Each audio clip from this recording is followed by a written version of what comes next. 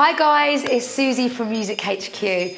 So there's a question that keeps coming up time and time again. So we're going to do this video to try and answer it for you. How much does it cost to hire a live wedding band? So chances are that if you don't work in the events industry, you will never have booked a live band before, and it can become quite overwhelming. So I'm sure that if you've been shopping around a little, you'll have noticed that the prices from band to band can vary dramatically. So how do you know if you're getting good value for money? How do you know what you can expect for your money? And how do you know if it's a fair price? Let's start with value for money. Now, as the old saying goes, you do get what you pay for, and I really think this is true when it comes to wedding bands, for the most part. You generally pay a premium price for a band that has a high caliber of musicians, for a band that is extremely professional, for a band that is very popular. Now, that said, don't be fooled into thinking that if you've got more bodies on stage, you're getting better value for money. If you've been quoted the same price for an 8-piece band as you have for a 4-piece band, the chances are the 8-piece band don't do this for a living. They may be amateur musicians or hobby musicians, and the performance is not going to be of the same standard as a professional, slick, polished band. Let's get on to price guide. Now, these prices can vary, obviously, depending on off-peak dates, travel times, etc., etc. But for the purposes of ease, I'm going to give you the prices that I think are appropriate for a peak Saturday for an event that is local to the band. For a 3-piece band, similar to the Wilderness, you should be looking to pay between £1,200 and £1,400. For a super slick 4-piece band, similar to Indie National, you'll be looking between £1,500 and £1,800.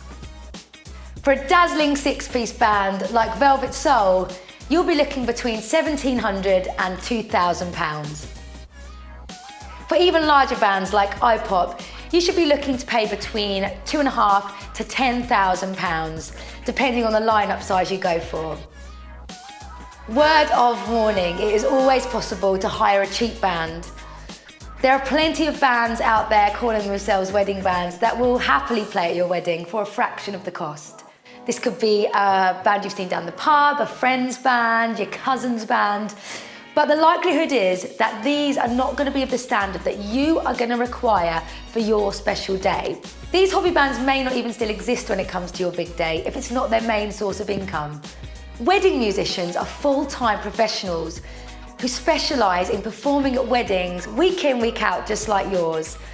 They understand the etiquette required for such a special occasion, and they can handle the pressure of the moment. I suppose it all comes down to whether you prefer to hire an experienced professional to provide a first-rate service for such an important occasion, or whether you'd rather hire a non-specialist to save money.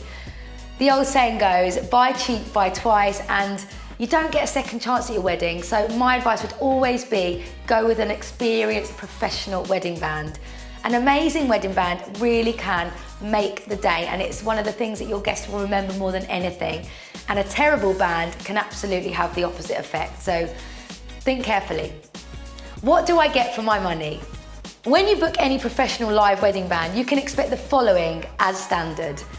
2 one-hour party sets. This can be split into 3 40 minutes depending on your plans for the evening. You can expect a professional PA system and band lighting.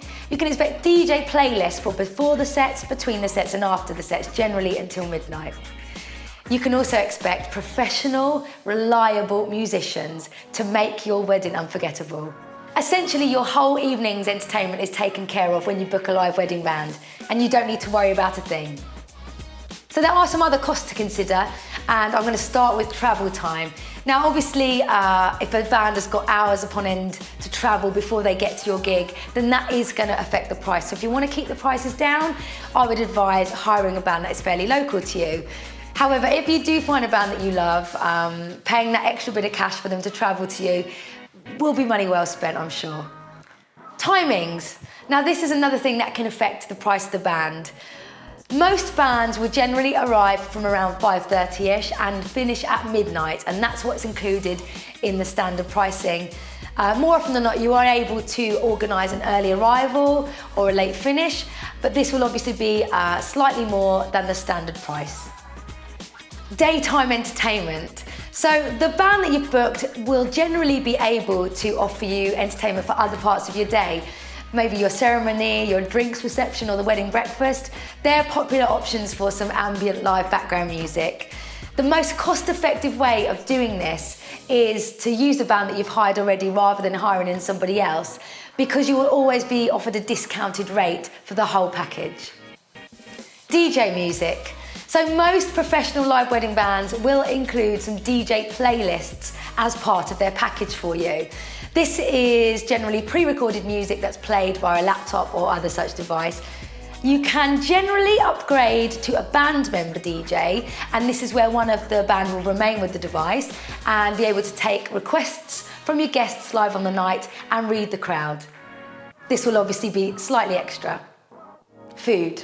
So most live bands will require a bite to eat and some soft drinks as part of their contract.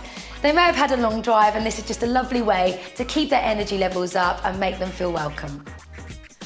Peak dates. So as you can imagine, you can expect to pay a premium price for those peak wedding dates. And by those, I mean the Fridays, Saturdays and Sundays during those summer months. It's a supply and demand thing. Now, if you can consider getting married midweek or in those off-season months, you can always try and negotiate on the price and can often expect a really good discount. I hope you found some of this information useful. And as ever, if you do have any questions, feel free to get in touch anytime. We'll be happy to help. It's www.musichq.co.uk. If you have found this video helpful, please give it a like and a share. And don't forget to subscribe to our YouTube channel for more helpful wedding tips and advice.